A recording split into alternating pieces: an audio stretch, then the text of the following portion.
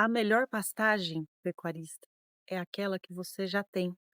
Tem muitos pecuaristas recorrendo reformas de pasto sem necessidade, por não saber fazer manejo de pastagem. O pasto, o seu pasto, ele conversa com você. Não tem como você, pecuarista, querer reformar um pasto sem antes conseguir explorar a capacidade produtiva dele. Nós vemos muitas propriedades com pastagens de 40, 50, 60 anos dentro da propriedade. E mesmo assim nós temos pastagem abundante para esses animais. Claro, temos que lembrar que períodos sazonais, estações do ano, muitas vezes favorecem a gente ter uma pastagem melhor. Entretanto, isso não significa que no período de seca nós não vamos ter saída dentro da propriedade. Todas as vezes que um produtor me aborda sobre a reforma de pasto, eu costumo dizer que a reforma de pasto é como uma cesárea em uma vaca. Antes mesmo de utilizarmos esse recurso, nós temos que ter explorado todas as possibilidades antes, pois a reforma de pasto ela vai te trazer um custo maior. Ela vai te trazer um operacional diferente. Por que, Aline, um operacional diferente?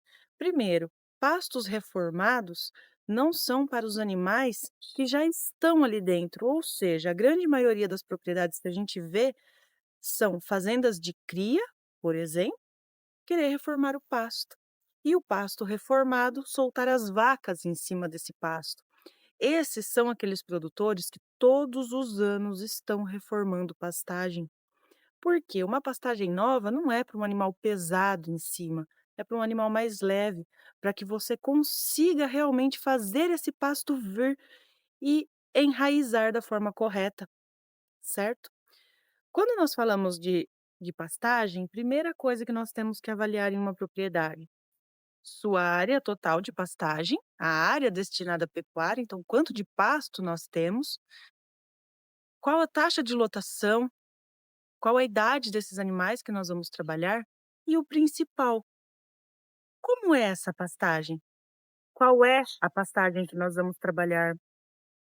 Tem muita área degradada? Não tem muita área degradada? Como é esse espaço? Esse espaço ele é preenchido de pasto ou ele tem mais terra e plantas daninhas do que pastagem? Então, todos esses aspectos devem ser levados em consideração quando nós vamos fazer o manejo de pastagem em alguma propriedade.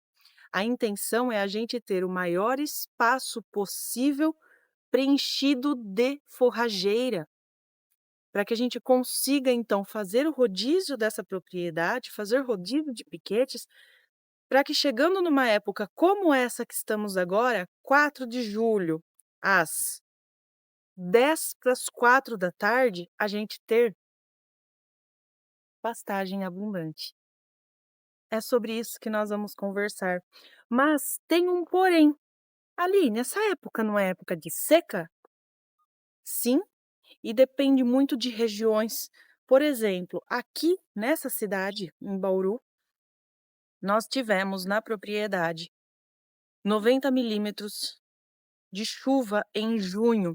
As chuvas que vieram nesse período, em período de maio até junho, que foram chuvas fora de época, que pegou todo mundo de surpresa, ela veio para que a gente consiga estender um pouco mais o nosso período de pastagem, diminuindo assim o nosso período de seca. Isso vai favorecer muito, muitos produtores. Entretanto, alguns pecuaristas ainda estão colhendo as consequências da seca passada, por falta de manejo de pastagem. A ausência do manejo de pastagem em algumas propriedades fez com que o pasto não voltasse. Tudo foi consumido. Algumas, nem o gramão não voltou mais. Algumas realmente precisaram de reforma de pastagem por falta de enraizamento, por não ter mais nada de forrageira na propriedade. Uma degradação muito grande.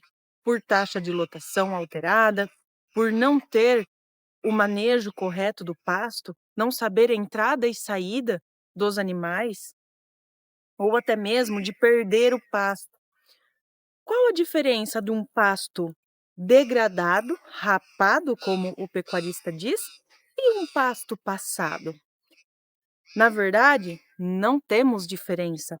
O índice de proteína, de nutrientes, de minerais desses dois tipos de pastagem são o mesmo, ou seja, são pastagens pobres.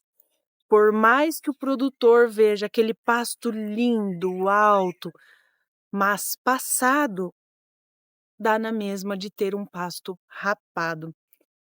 Esse animal não vai ganhar peso, ao contrário, em épocas de seca, ele pode até mesmo fazer catabolismo, tirar do seu organismo nutrientes e minerais que ele precisa para sobreviver e não ganhar peso. Então, a estratégia do manejo de pastagem, ele deve ser muito bem delineado de acordo com a categoria que o produtor trabalha, de acordo com a era dos animais, para que a gente consiga assim ajustar a suplementação que será utilizada. Lembrando, eu disse suplementação e não ração. Ok, família ruminar?